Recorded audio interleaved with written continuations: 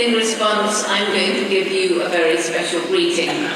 The greeting that you would hear if you came with me to Gombe National Park in Tanzania, climbed up the hills in the morning and listened, and if you're lucky, you hear a chimpanzee greeting the day. It's a greeting call from the distance. It's really, you guys way up there. This call carries across a valley and helps scattered community members to know where each other is. So, greeting call of the chimpanzee.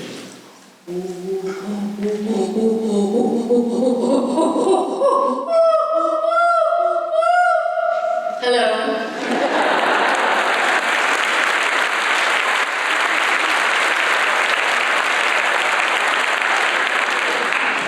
You know, as I'm traveling around this planet, 300 days a year I'm on the road, and look at you all. Here you all are tonight, sitting here, hundreds of you, I don't know, thousands of you.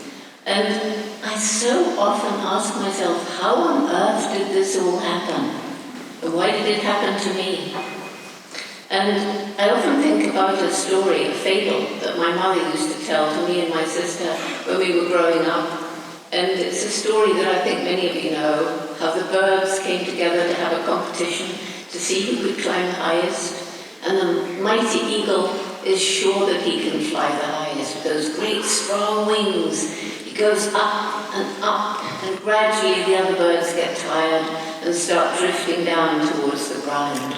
In the end, even the eagle can go no higher, but that's fine because there he is, up above all the others, just as he knew. Except that hiding in the feathers on his back is a little wren, and now she flies up and flies highest of all. And the reason that I love this story is because to me it's very symbolic. If we think of our life as like an effort to always fly a little bit higher, to reach a goal that's just a little bit above our grasp, how high can any of us go without our eagle? And I look back over my life and I think about all the amazing people who've helped me on my flight. And I see them as like the feathers on my eagle, big, strong feathers, helping to determine the direction, small feathers, helping to keep me warm and sustained as I travel on. And everywhere I go, I meet these people. Everywhere I go, there are friends, people I've met before, volunteers who help the Goodall Institute, staff, and it's so rewarding to know that we're a team together. There are some here tonight. I know that Amelia and her mother are here, and I'll mention what Amelia did later with Roots and Shoots. And I believe that Kathy Price from Mission of Love is somewhere here, who's helping us in Pine Ridge with the Native American Roots and Shoots program there. And then from the JGI, Jane Goodall Institute, there's John Shrivers. He's done an awful lot to make this evening work and interacted with the people from here who've done even more to make this evening work. And you'll meet him if you come along the book signing line. And then there's also Mary Lewis, who travels with me throughout North America and some other places, left hand, right hand. And then a very special person is here tonight, because he comes from here. He's one of yours. And that's Sean Sweeney. And Sean Sweeney, I'll talk about his role later, but he is with our university program, of this youth program that's all around the world. And he's here with his family tonight, many of his family. And I'm going to tell you who the family are, because tonight is a very special day for Sean. And so he's sharing this special day with his brother and sister-in-law, Brian and Jen, with his mother and father, Elaine and Mike, with his grandmother, another Jane, and with his two little nieces, Bella and Lexi. And the reason I've read out his family, who are all here with us tonight, is that today is Sean's birthday. We started with the greeting of the chimpanzee. Can we sing happy birthday to Sean? So, happy birthday to you, happy birthday to you, happy birthday.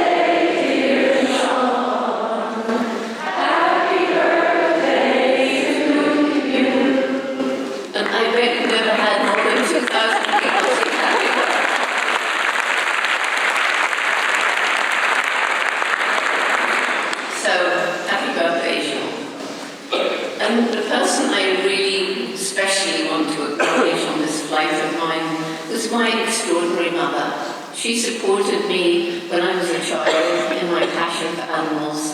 Lots of children love animals, but how many mothers, when they find their little 1.5-year-old daughter has taken a whole lot of earthy earthworms to bed with her?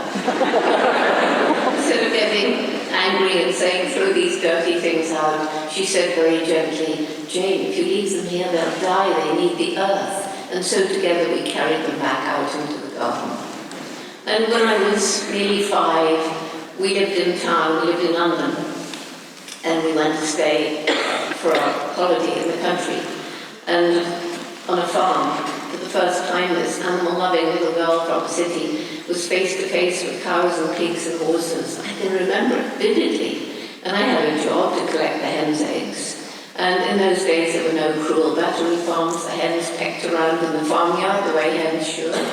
And they laid their eggs mostly in these little wooden hen houses where they also slept at night.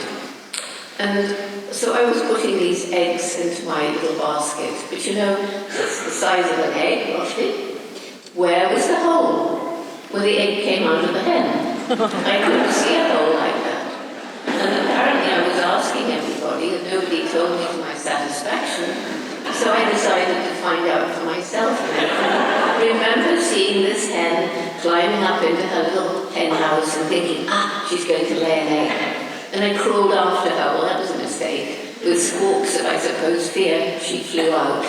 And this is what's fascinating. I remember, it's my first real vivid memory, thinking, this is now a dangerous place. No hen will come and lay an egg here. And so I climbed out of that hen house into another one, I think we were about 6, and waited, covered in straw, until a hen finally came in and laid an egg. And my family had no idea where I was. My mother was out searching. You can imagine how she felt. The dusk was falling. She sees this excited little girl rushing towards the house, all covered in straw. And instead of getting mad at me, how dare you go off without telling us, don't you know how frightened we've been? Don't you dare do it again, which would have killed the excitement. She saw my shining eyes and sat down to hear the wonderful story of how a hen lays an egg. She helped me find the books I wanted to read. Very wise. She knew that if there were books that interested me, I would learn to read quicker. So, first of all, there was Dr. Dolittle. Many of you must know that wonderful English doctor who was taught animal language by his parrot, Polynesia. How I wanted a parrot to teach me how to speak animal languages. And in fact, for a while, I pretended to all my friends that I could understand what the birds and squirrels were saying, and I interpreted. And they believed me. And then when I was about 10 and a half, I found the books about Tarzan of the Apes. A lot of young people today find it difficult to imagine that when I was 10 and a half, there was no television. There wasn't any. And so it was the books that I read. There was no Johnny Weissmuller, as far as I know, gracing the British cinema screens. And reading about this glorious Lord of the Jungle, naturally I fell passionately in love with him. And what did he do? He married that other wimpy Jane. I was extremely jealous. And I knew that I would have been a much better mate for Tarzan myself. Well, I would have liked much better. So that was when my dream began. I would grow up, go to Africa, live with animals and write books about them. But everybody laughed at me. Not surprisingly. First of all, we had no money in my family. We couldn't even afford a bicycle. Secondly, Africa was still the dark continent, a faraway place filled with mystery and poisoned arrows and sinister messages given out into the dark jungles through drumbeats at night, cannibals. And yet there were all those amazing animals there, and that's where I wanted to go. But World War II was raging, and perhaps the worst obstacle of all to my dream, I was the wrong sex. I was a girl. And back then, girls simply didn't do that sort of thing. But my mother never laughed at me. She would say, Jane, if you really want something, and you work hard, and you take advantage of opportunity, and you never give up, you find a way. When I left school, my friends went to university, but we couldn't afford it. And you couldn't get a scholarship back then unless you were good in a foreign language, and I wasn't. I didn't even know chimpanzee. And so again, it was my mother who said, do a secretarial course and then maybe you can get a job in Africa. And that's exactly what happened. I was working in London with documentary films. It was a wonderful job. It was a letter from a school friend. She invited me to Kenya. To get there, I quit the job. I worked from home in a hotel around the corner as a waitress. I saved up my wages, I saved up my tips, and finally I had enough for a return fare to Africa by boat. And so I was 23 when I set off on this amazing adventure. I said goodbye to family, friends, and country. And I can still remember that boat leaving the quay and waving goodbye and setting off into the unknown.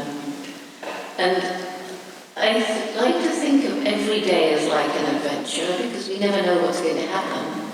Even on a seemingly ordinary day, we can meet extraordinary people and learn extraordinary things. But that was a very, very special adventure. And it was while I was out there with my friend that I heard about the late Louis Leakey. Somebody said, Jane, if you care about animals, you should meet Louis. So I went to the Natural History Museum. He was curator then.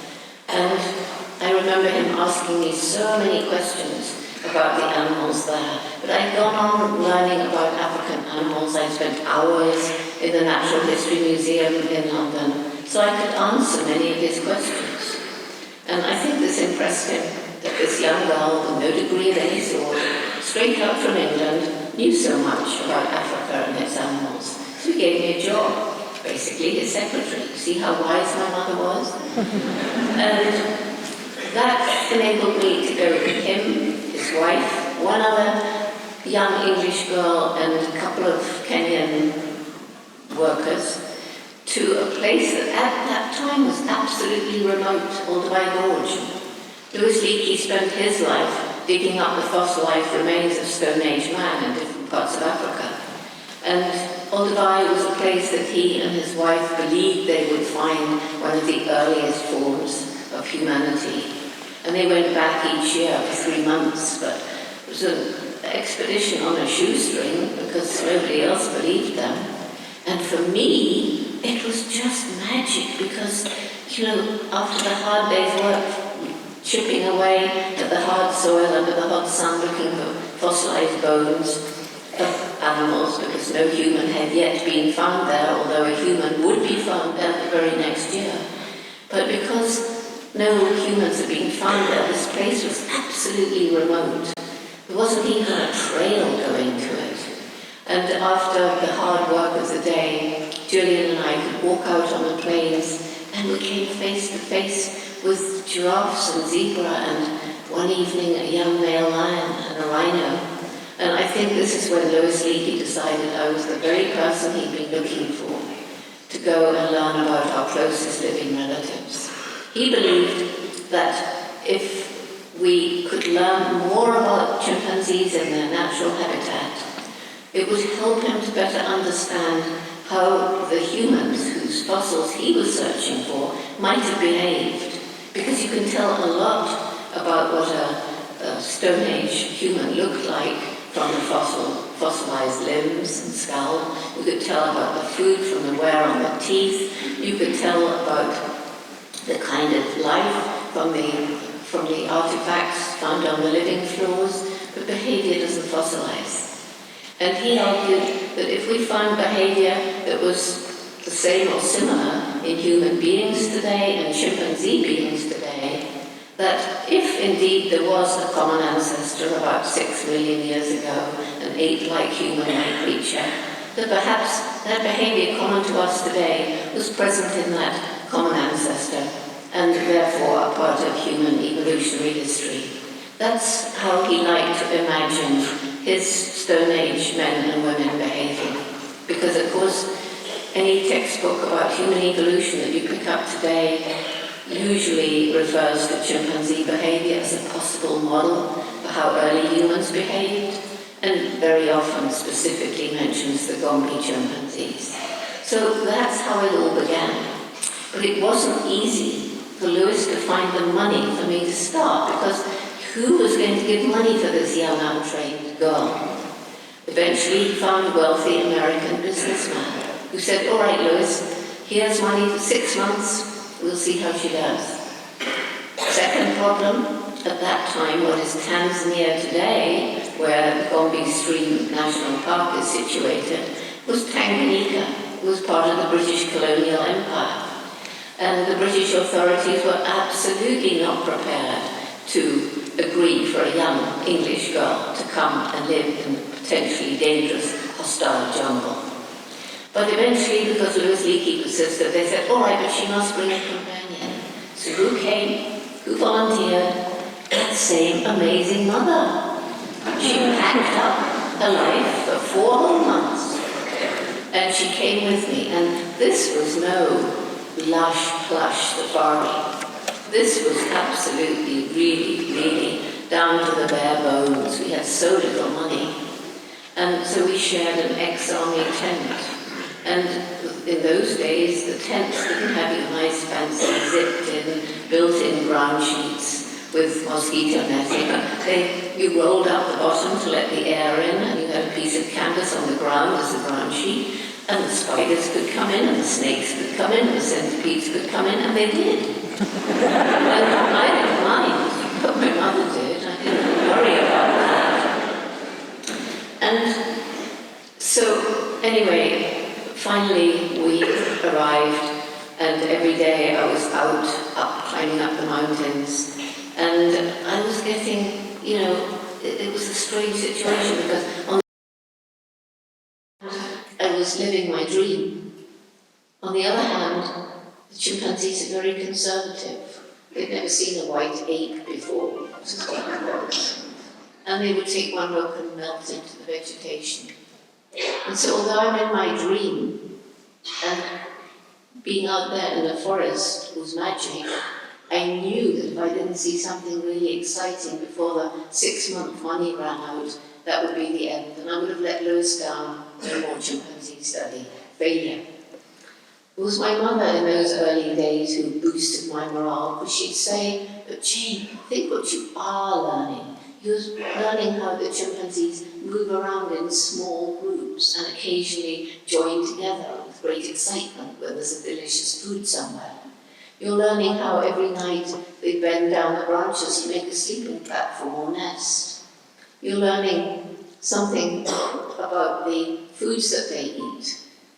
And this kept me going, I suppose, and how sad that the breakthrough observation happened just very soon after she left, after her 4 months was over, when the authorities had decided, well, Jane's a bit peculiar, but she's okay, I guess. I left me on my own with a couple of Tanzanian staff. But it was a day I'll never forget. I was walking through the vegetation, and I saw the dark shape of a chimpanzee crouched over a termite mound, beautiful golden soil. And I saw a hand reach out and pick a piece of grass and push it down into the termite mound and pull it out, the termites biting on and bite them off and eat them. And I saw him pick a leafy twig and strip away the leaves, which is modifying an object to make it suitable to use as a tool.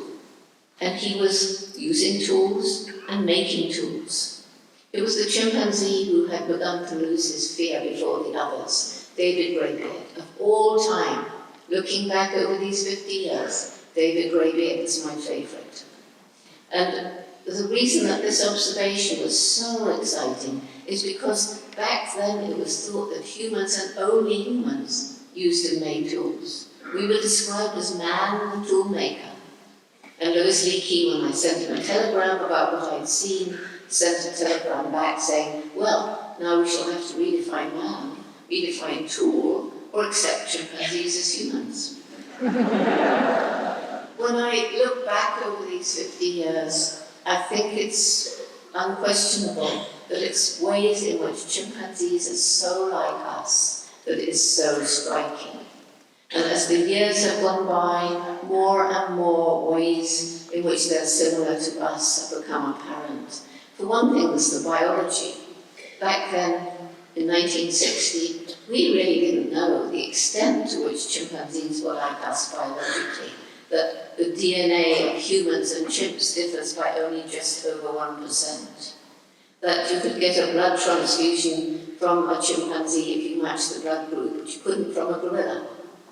That the immune system is so similar that chimpanzees can catch all our known infectious human diseases or be infected with them, which is why they've been used by scientists wanting to learn more about the nature of otherwise human diseases, searching for cures and vaccines.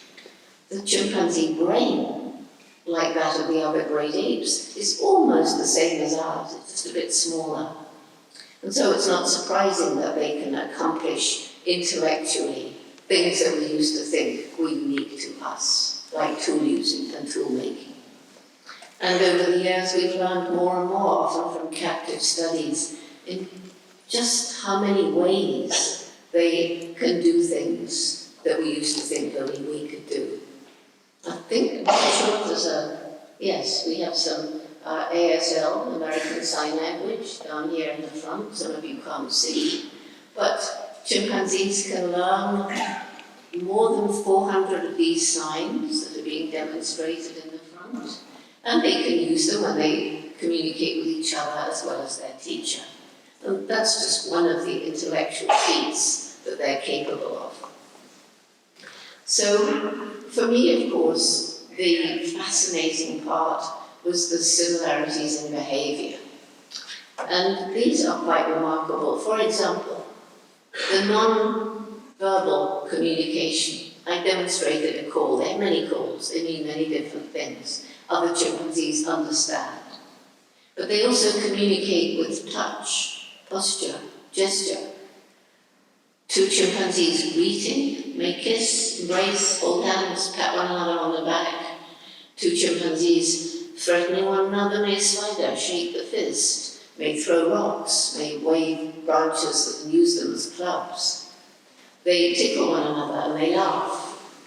After an aggressive incident, when one chimpanzee is dominant to the other, the victim will approach afterwards and beg for reassuring behavior. In response, the dominant one will usually reach out and pat the other very gently or embrace, and this resolves that particular aggressive incident. I've loved watching the relationship between mothers and their growing offspring. Very, very close, supportive, affectionate bonds. A mother has her first baby when she's about 12, and she has one baby every 5 years or every 6 years, unless the baby dies, and then she has another one more quickly. And when a child is 5 years old and a new baby is born, the older one doesn't leave and become independent, but remains emotionally dependent on the mother for at least another 3 years, maybe longer. And during this time, the bonds between mother and growing offspring get stronger, but so too the bonds between brothers and sisters.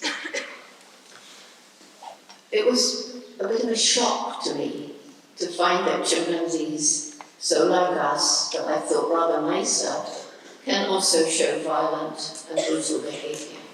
Most often we see this in interactions between males of neighboring social groups, or between males and female of a neighboring social group. And these attacks can be very vicious and lead a victim to die of wounds inflicted, usually in a gang attack. And the males do patrol the boundaries of their territory quite regularly, probably once a week. And if they encounter strangers, they're likely to give chase and subject them to this brutal attack. And it was, as I say, a shock. There are those who told me at the time that I really shouldn't perhaps talk about what I'd seen. I talked about what I saw during a 4-year period when the males of one community systematically attacked and left to die of their wounds, males and females of a smaller neighbouring community. And it was suggested that I shouldn't talk about this because there would be those who pounced upon these facts and said, well, if humans and chimpanzees share a common ancestor, this suggests that aggression, violence, has been with us throughout our evolutionary pathway, and that war is inevitable. Well, I do believe that we are inherently aggressive. You've only got to look around the world. Everywhere, every community can show aggression, usually in very similar situations to that which induces it in chimpanzees. Does this mean, though, that war is inevitable? I believe absolutely not, because we have developed a very sophisticated intellect, and most of us, most of the time, and this is really true if you think about it, most of us, most of the time, we do control our inherent aggressive behaviour, if it is inherent. And we don't go around acting the way we feel, like chimpanzees do. And we can also take comfort in the fact that even if we have inherited this aggressive tendency, even if it is part of us, then too so have we inherited tendencies for compassion, love and altruism. Because we see these very clearly in our chimpanzee cousins as well. A story here. Let's imagine that we're following a young male through the forest. His name happens to be Satan. He's not particularly wicked, although at one point in his life he stole a manuscript my mother was working on and had to be bribed with bananas to get it back. But anyway, now he's 23 years old and he's hastening along a trail in the forest because he's heard the sounds of a chimpanzee group that's clearly found delicious food. They're giving loud food calls. And he comes to this tree that's filled with feeding chimpanzees and ripe fruit. He climbs up, hair bristling with excitement. He spies a group of ripe red figs. He goes straight there. There's a younger male feeding there, but that's fine because Satan is dominant. He threatens the young male, who backs off screaming, and Satan begins to feed. But what Satan didn't know is that that young male's older brother is feeding higher in the tree.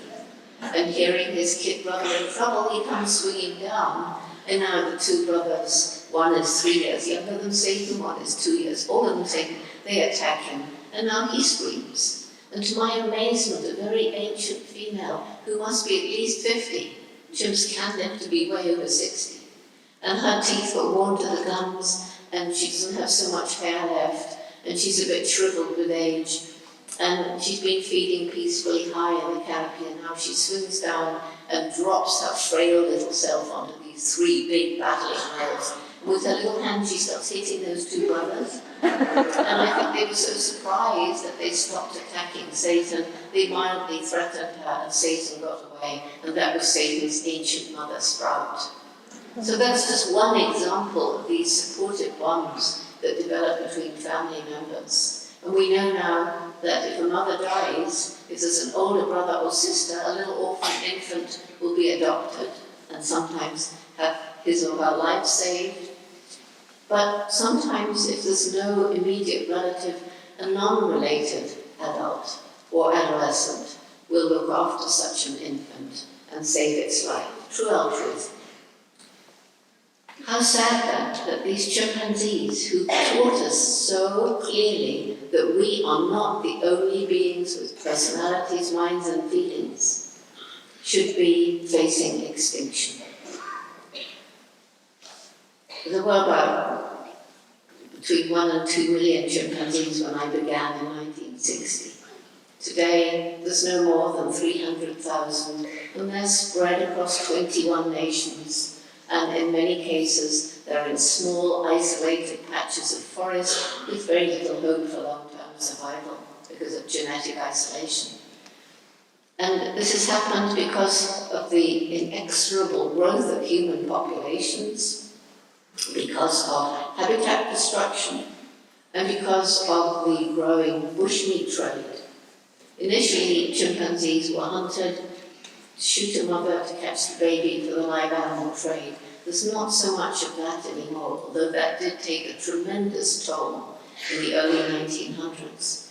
Now it's the bushmeat trade, and that is the commercial hunting of wild animals for food. And it's very different from the subsistence hunting that's been practiced by people living in and around the forest for hundreds of years, and enable them to live in harmony with the forest because they take enough just for their needs. This is commercial. And no hunter in the old days would shoot a mother with a baby because that's destroying the future. But today, when it's money, commercial, mothers are shot.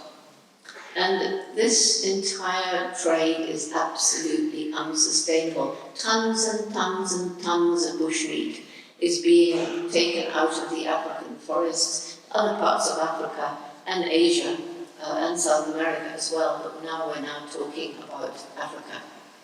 And as I say, it's completely unsustainable, and it's been made possible because of foreign logging companies moving in and opening up with roads previously inaccessible forests. So even if it's a company practicing sustainable logging, just taking out the biggest trees that must be so far apart, nevertheless the roads are what enable the hunters to move deep into the forest and shoot everything at the end of the logging trail.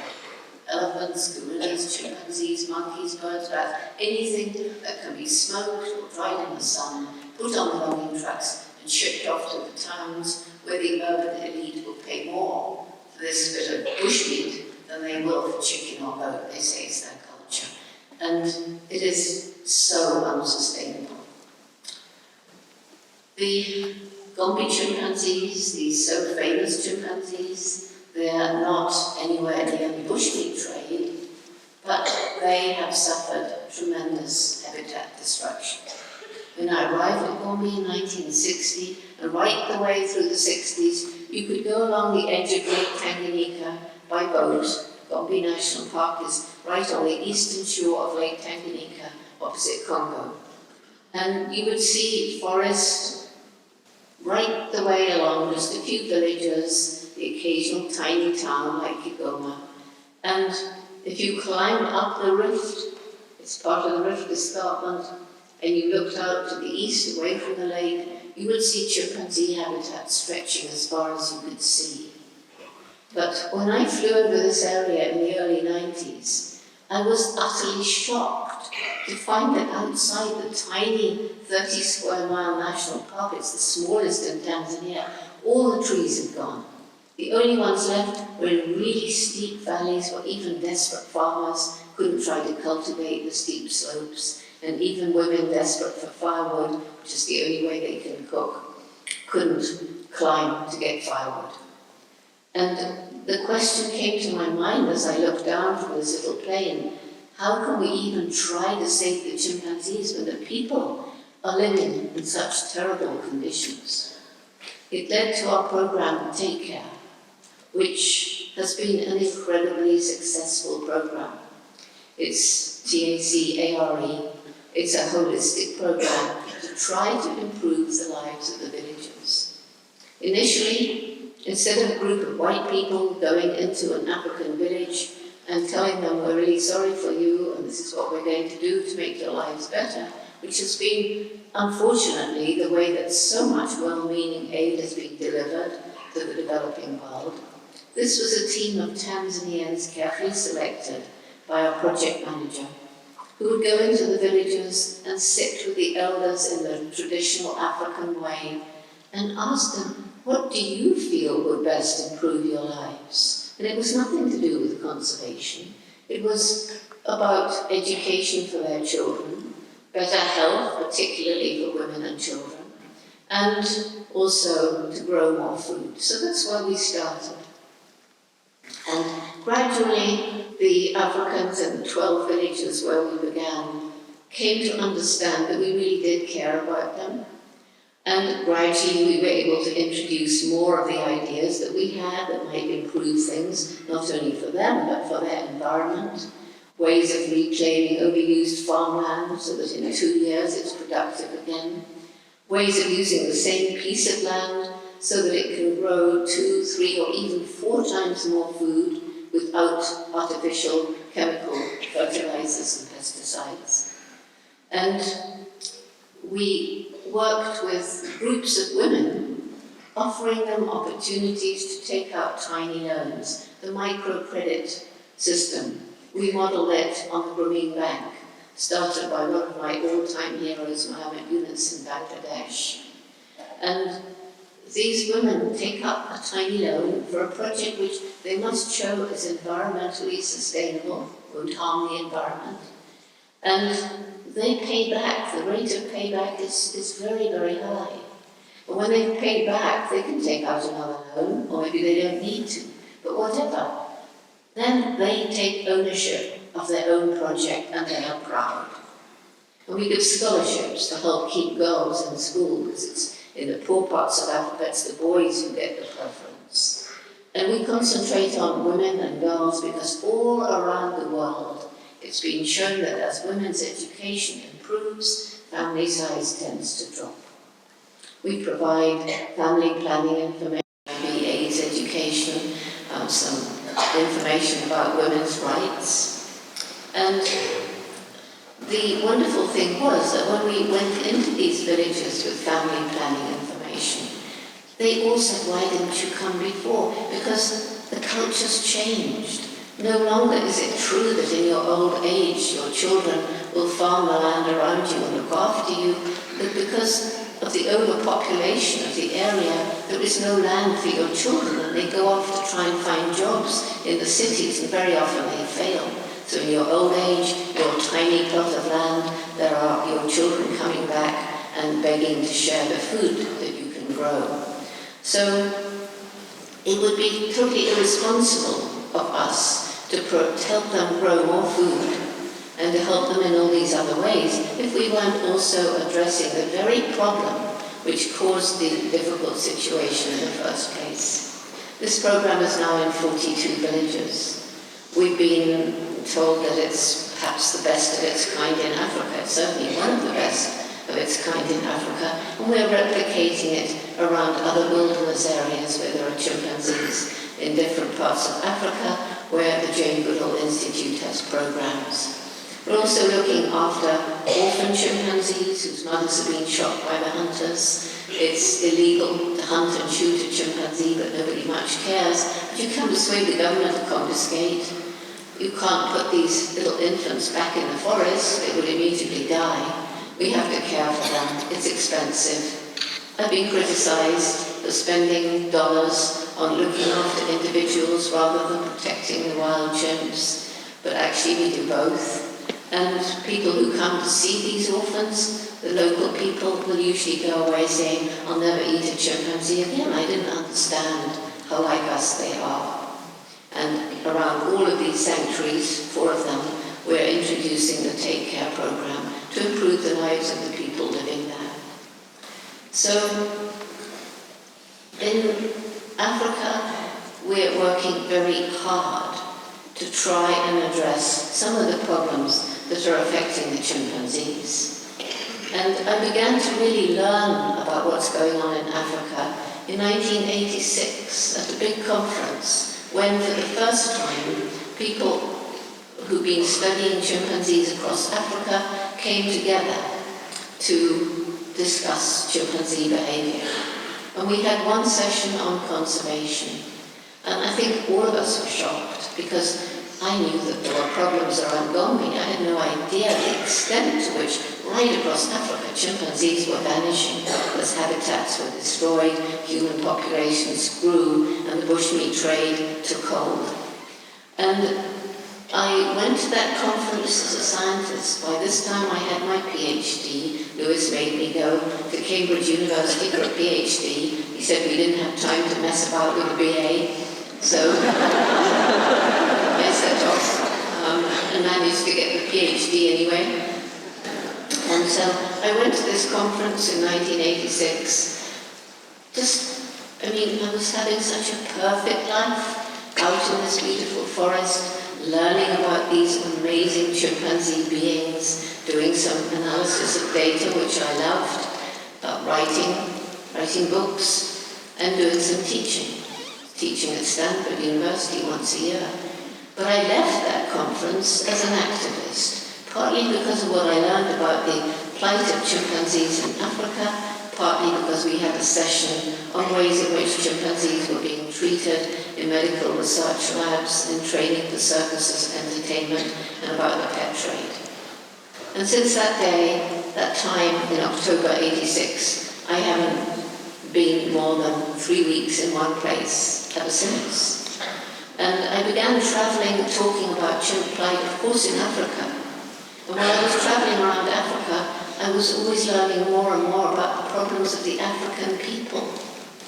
I was learning how forests were disappearing, terrible soil erosion followed, desertification, areas that were once lush were becoming like deserts, the awful loss of biodiversity, animal species disappearing from one area, or in some cases disappearing altogether, becoming extinct. I was learning about the increasing scarcity of fresh drinking water across the continent as the forests went. I was learning about the crippling poverty of so many people. People living, more of them in an area than the land could support, as had been the case around Gombe, and living in such poverty that they couldn't buy food from elsewhere.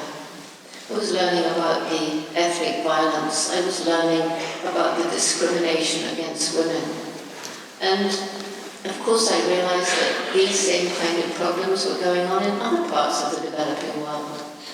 And I also realized how much of these problems faced by Africa were due to the aftermath of the colonial regimes of the past. And also, to a large extent in some cases, the onslaught of agro-business from the developed world. How a whole area would be bought up. Maybe the government gets money, the local people don't. And as the monoculture of crops is introduced, so the local cultures are swept away. And the kind of crops that were grown to sustain the people in times of drought or in times of wetness, rains, they lost or are losing the old traditional knowledge which has enabled them to survive, and the poverty is getting worse.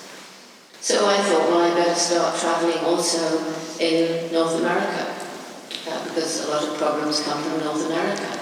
And I better start traveling in Europe, because most of the colonial problems came from Europe. And then increasingly, I better start traveling in Asia, because so many of the current problems affecting the forests of Africa come from China, seeking non-renewable natural resources to enable it to carry on with its rapid economic development. And so, as I was traveling around in these other countries, I learned more about what's happening to the planet. These are things you know. But what I was learning as I was traveling from one to the other, around and around, was how all these problems are interrelated, and we can't sit back in North America or the UK, where I come from, and say, well, it doesn't matter what happens in Africa. It does.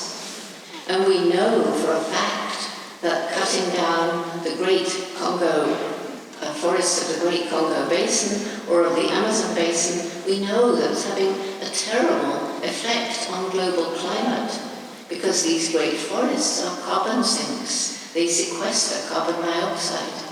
We know that it's the emission of CO2 into the environment that is heating up gradually the surface of planet Earth. And you learn how the reckless burning of fossil fuel is adding its own component of CO2 into the atmosphere.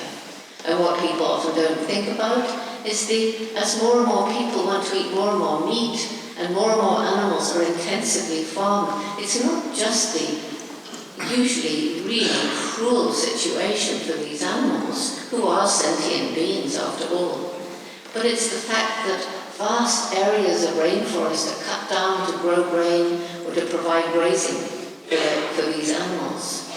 And to keep them alive, just barely alive in these horrible conditions, they're routinely fed antibiotics. And that means these antibiotics are getting out into the environment, the bacteria are building up resistance, and people have already died from just one infected finger because a strong enough antibiotic couldn't be found. So we're building up superbugs, as we are in our fields with the overuse of chemical pesticides and fertilizers.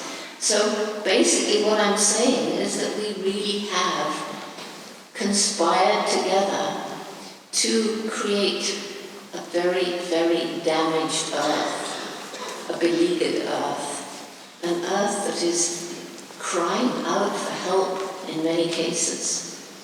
This is what I was learning as I traveled around. And it brings me to a question. I've talked about the similarities between chimpanzees and humans, but clearly there are major differences. Chimpanzees don't gather in groups of over 2,000 as you are today, in buildings with microphones. If we wanted to, we could have this lecture beamed out across the world, anywhere where there's a good connection, live. People could see it. And so we've taken people to the moon. We've got amazing medical technology, kept one another alive for 10 years. So we are arguably the most intellectual creature that's ever walked on planet Earth. So how come, then, that this intellectual creature is destroying its only home? I think you've probably heard that E.O. Wilson, about 6 years ago, I think, maybe 7, he worked out that if everybody on the planet at that time had the same standard of living as the average American or the average European, we would need 3 new planets to provide the non-renewable natural resources. Today people have said, no, that's not enough, we need 5 new planets. Some people even say 6. Doesn't matter, does it? If it's 3 or 4 or 5 or 6 or even 7 or 8, because we don't even have 1 new planet. We've just got poor, old, battered Mother Earth. So, how has this happened? Do you think perhaps we've lost what I call wisdom?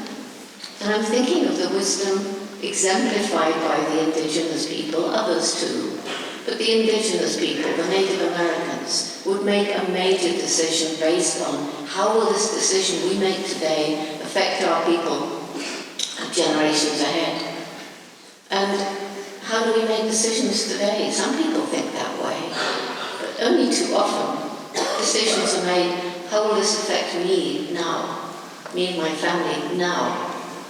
How will it affect the next shareholders meeting 3 months ahead? Huge decisions involving millions of people, billions of dollars can be made based on how will this decision affect the next shareholders meeting, the bottom line. How will it affect my next political campaign? These are the kind of criteria we're using. And so how has this happened? Is it because there is a disconnect between the very clever brain and the human heart, in a poetic sense of the seat of love and compassion? I believe this is true, and if it's true, then how important it is that we start to link these two again. Not surprising, as I went around the world, that I found so many young people, particularly university students, sometimes high school students, who seem to have lost hope in the future. I found young people who were very depressed, and some who were angry, even violent, and some who were just apathetic. That was the biggest category. And I began talking to them, and they all said more or less the same. We feel this way because we feel that you've compromised our future, and there's nothing we can do about it. Have we compromised the future of our young people? I've got 3 grandchildren. My sister has 2. Everywhere I go, I meet young children, like the 2 I mentioned earlier, Sean's little nieces. And when I think about how we've harmed this beautiful planet since I was their age, I feel a kind of desperation. We have compromised their future. Is it true there's nothing to be done about it? No. There's an awful lot to be done about it. And that's what led to our Roots and Shoots program. It began in Tanzania in 1991. Began with 12 high school students on my veranda. And we were talking about the problems surrounding them in Dar es Salaam, the cruelty to animals, the fact that the coral reefs were being dynamited for an immediate catch of fish. Turned out they weren't learning much at school. They decided they would like to learn more, so they went back to their schools. They came from 9 schools, these 12 students, and they formed little clubs. To start off with, it was called Jane Goodall's Young Naturalists, and gradually these clubs got stronger, and it became known as Roots and Shoots. Just think for a minute of a beautiful tree, a big tree, your favourite big tree. And think how it began as a little tiny seed. I think of a great English oak, hundreds of years old. And when it starts to germinate, little roots come out in a tiny shoot. Pick it up between your thumb and forefinger. It seems so small and weak, and yet the life force in that acorn is such that those little roots, to reach the water, can work through boulders and eventually knock them aside. And that little shoot, to reach the sunlight, can work through cracks in a brick wall and eventually knock it down. So think of the boulders and the walls as all the problems we have inflicted on this planet, environmental and social. All the unequal distribution of wealth and the discrimination and the crime and the cruelty and the warfare. Think of all this and then think, this is about hope. Hundreds and thousands of young people around the world can get together and break down these walls, knock aside these boulders, and make this a better world for all living things. The main message of Roots and Shoots is that every single one of us makes a difference every single day. And if we would just spend a little few minutes thinking about the consequences of the choices we make, what we eat, where did it come from, how was it grown, did it harm anything, animals, people, or the soil? Our clothes, how far have they come? Do they involve child slave labor or sweatshops? Think about how we interact with other people or with animals or with the environment. And once we start making small choices, then it seems that we start to move towards bigger choices. And our tiny choices seem so futile and so useless when we think about the size of the problems confronting planet Earth. And we are thinking about them. It's Earth Day tomorrow. But you know, if it's hundreds and then thousands and then millions and eventually billions of people all making the right decisions to leave a less heavy ecological footprint, that's going to lead to the kind of change that we must see if we care about the future of our children. And we do. We do care about the future of our children. So, Roots and Shoots, with this message, is now in 120 countries and growing. It started with high school students, now we have members from preschool all the way through university, and university is really strong. I'm speaking on behalf of a university. There isn't a Roots and Shoots group here now, but I hope that by tomorrow there will be students thinking about starting one here. That's what I hope, yes.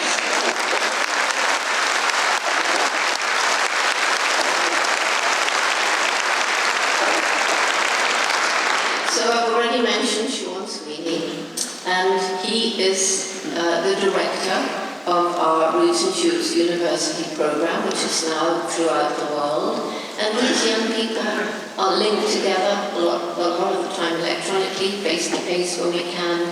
We have for university and high school students Roots and Shoots youth leadership councils, and these young people are amazing. Amelia, I mentioned earlier, she started a program when she was just a kid.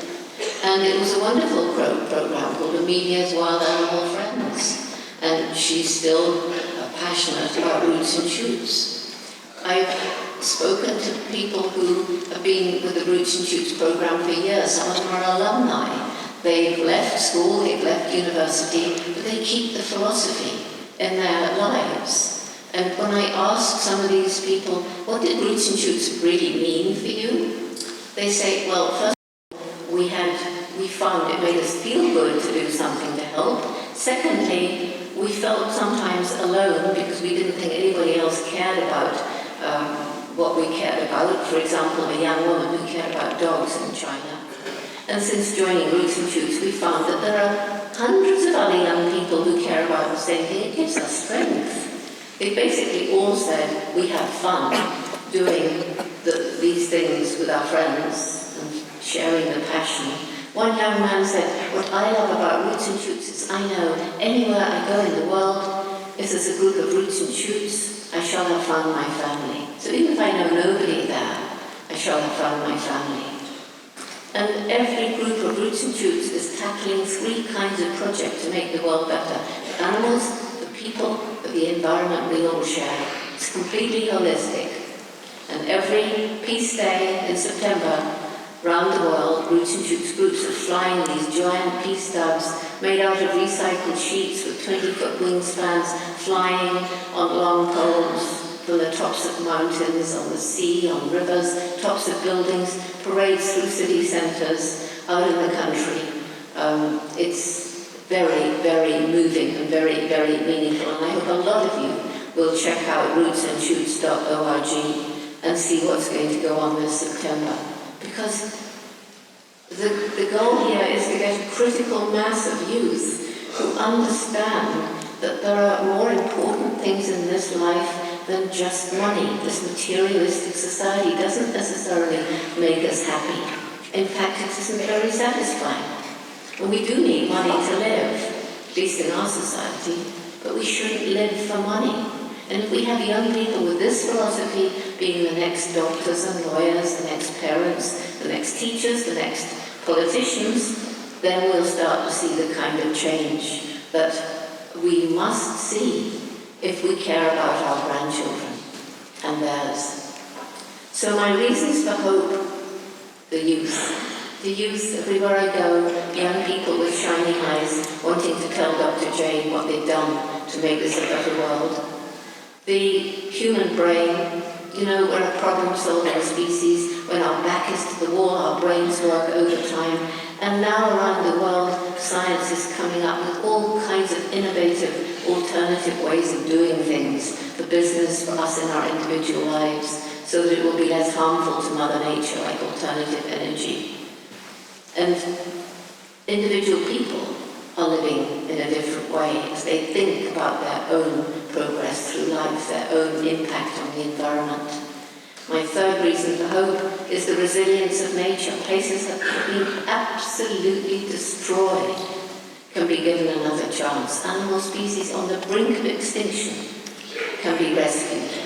Doesn't mean we can sit back and relax. We've got to work to save the environment, otherwise no species has a chance. But there are vast areas of land that have been absolutely destroyed through pollution, overgrazing, or what have you, and with sometimes a lot of money, but with political will and a lot of effort, they are restored again. The biggest one, the most remarkable example, is the lowest plateau in China, the size of Belgium, that was almost totally uninhabitable, and now is blooming. Things are growing, there's a whole area for wilderness, and children, instead of leaving, are staying and making their living there. And then finally, the indomitable human spirit, the people who tackle seemingly impossible tasks and won't give up and somehow succeed, and I meet them everywhere. That's really what keeps me going.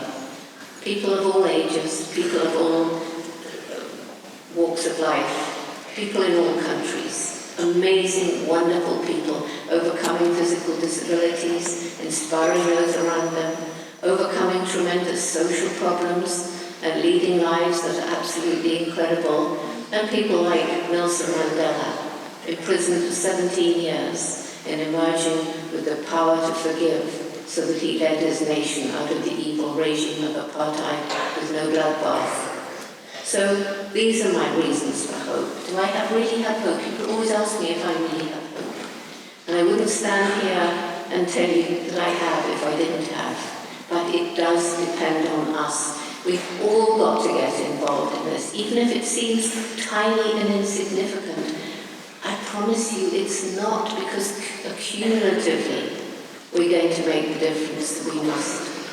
And if we have enough of ordinary citizens who care, and who care passionately about the future, then we shall be able to hold our politicians responsible. Politicians want to be re-elected. They're not going to do tough measures if they know that most of their constituents are not, when it comes to the point, going to back them up. We've got to be prepared to tighten our belts, roll up our sleeves, and jump in there with these young roots and shoots people who are so amazing. Everywhere I go, they're changing the world. We've got to help them if we care about the future. Thank you.